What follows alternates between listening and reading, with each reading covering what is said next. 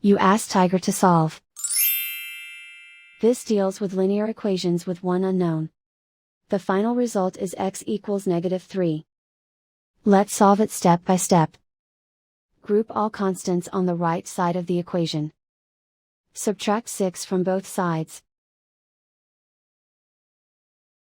Group like terms. Simplify the arithmetic.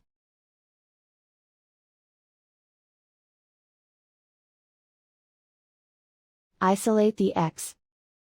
Divide both sides by -2. Cancel out the negatives.